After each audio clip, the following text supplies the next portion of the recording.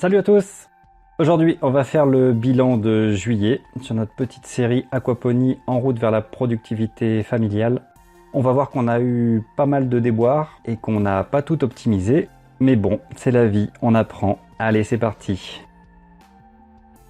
Alors pour commencer, j'ai fait la même erreur que l'année dernière. Je n'ai pas vérifié avant de partir pour une semaine que les racines des tomates n'avaient pas envahi le siphon cloche du bac de culture.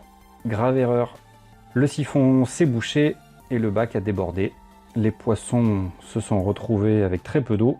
Les tours ont pas mal souffert. Vous voyez à gauche là, le Gynura qui fait la tête. À droite, les fraises, la ciboulette, le basilic n'étaient pas dans un état fabuleux. Je pense que ça a mis un bon coup sur la tête aux poissons. Donc ça fait quand même 2 fois que je me fais avoir. C'est ballot.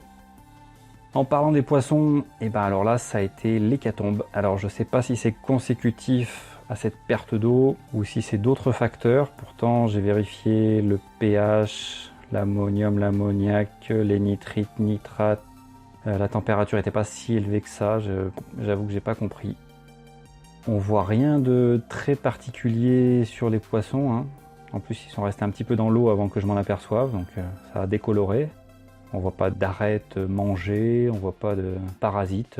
Là, j'avoue que j'atteins les limites dans mes connaissances de la pisciculture. Dommage.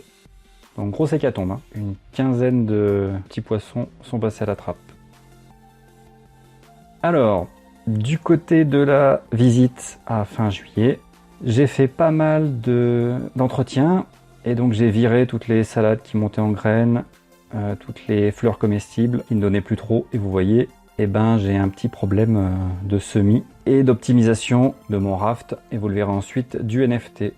En gros, c'est vraiment pas occupé de manière optimum.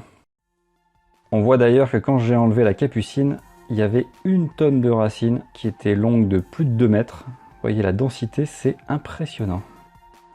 Donc sur le radeau, il me reste quelques pauvres salades, des petits chouquels qui résistent, le basilic, un petit peu de salade, mais c'est pas Byzance. Sur le NFT, c'est la même chose. La moutarde japonaise a repris du poil de la bête. Les salades, bon, je viens de récolter, hein, c'est sûr qu'elles sont pas super jolies, ça donne encore un petit peu. Le basilic qui commence à bien donner. Mais bon, c'est pas merveilleux et surtout pas optimisé. Pour une série qui s'appelle En route vers la productivité, il y a un petit souci. Sur la partie des tours, on voit le basilic légèrement carencé en fer, qui est pas super robuste celui-là. La menthe, là c'est la cata, j'ai mis 2 menthes différentes mais à partir de boutures qui n'étaient pas fabuleuses. Il y a eu des petits insectes dessus, j'ai pas pris le temps de traiter, donc d'habitude la menthe c'est super vigoureux. Là, c'était pas terrible. Le cresson, lui, c'est toujours la fête. Le petit piment que j'avais fait dans les semis en sachet se porte bien. J'ai transplanté. Au niveau des fraises, ça a bien poussé depuis les tours dans le bac. Ça s'est implanté. Encore quelques fraises. Mais on sent que les pieds commencent à fatiguer. Un petit basilic au fond, pas fabuleux. Et puis, sur le bac du fond, il y a 2 aubergines qui sont montées, qui ont fait des feuilles de ouf. Alors j'y connais rien en aubergine, au bout d'un moment je me suis posé des questions quand même, ça faisait beaucoup de fleurs, pas de fruits. Apparemment, il faut les pincer, donc les couper.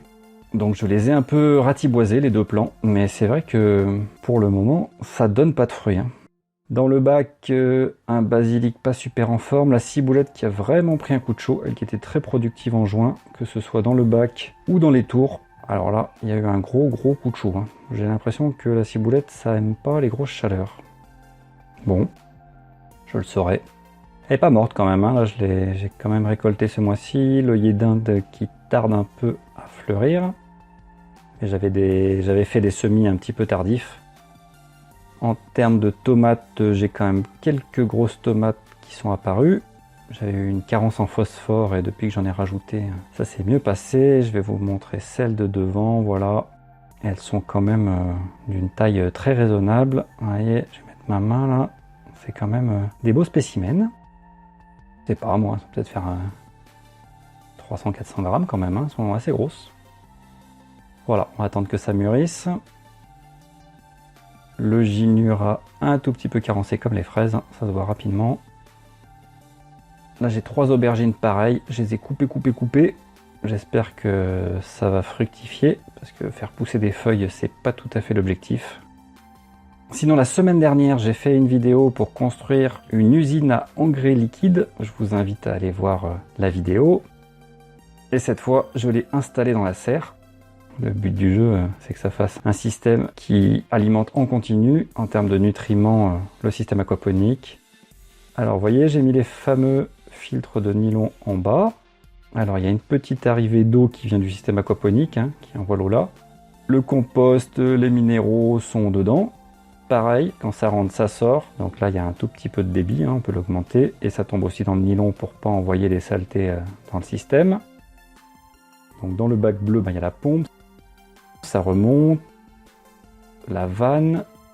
Le T pour doubler le flux. Et vous voyez le magnifique vortex sur le 3e étage. Ça marche bien. Vortex en haut. Bioballs au milieu.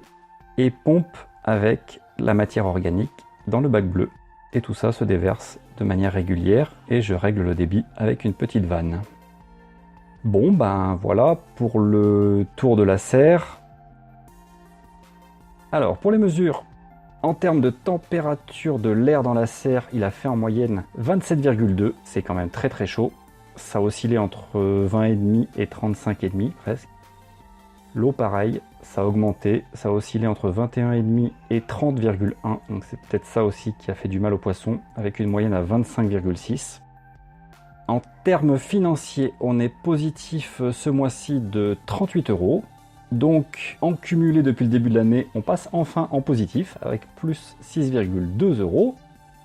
Et sur le temps passé dans la serre, c'est à peu près 5 heures, c'est-à-dire 10 minutes par jour. Alors pour finir, on va faire un petit point sur les récoltes de juillet. J'ai récolté 2,7 laitues, 48 g de persil, 190 g de chouquel qui a commencé à redémarrer. J'ai récupéré pas mal de fleurs de capucine, de bourrache et de soucis. Certes, ça vous nourrit pas un homme, mais il faut bien tester des choses. 800 g de cresson, ça c'est très bon. 70 g de ciboulette, un petit peu moins que le mois dernier, mais quand même pas si mal. 1,4 kg de Ginura procumbens, l'épinard de longue vie. 80 g de fraises, ça a donné un tout petit peu. 150 g de basilic, ça j'en ai congelé aussi parce que j'en avais trop. 15 g de menthe, c'est un petit peu la misère. Ainsi que 50 g de moutarde japonaise. Bon, et voilà pour ce bilan de juillet, j'espère que ça vous a plu. Si vous avez des questions, n'hésitez pas à poster. Je me ferai un plaisir d'y répondre. Et sur ce, je vous souhaite une bonne continuation à tous et à bientôt. Ciao!